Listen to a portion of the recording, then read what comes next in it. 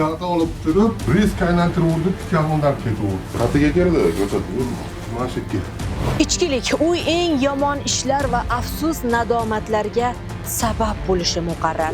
Gap shundaki, farg'onalik 50 yoshli erkak jahl ustida ichkilikka ruju qo'ygan o'gay o'g'lining qotiliga aylandi.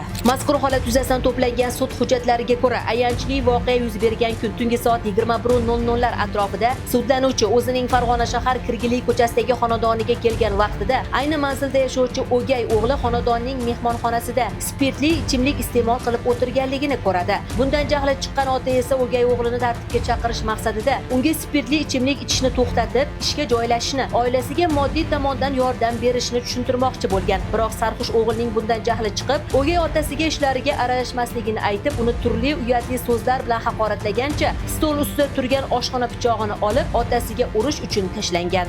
Sudlanuvchi esa uning qo'llarini ortiga qayirib, qo'lidagi xuddi shunday oshxona pichog'ini oladi va o'gay o'g'lining orqa kurak sohasi o'ng tomoniga bir marotaba sanchib, uning hayotiga nuqta qo'ygan.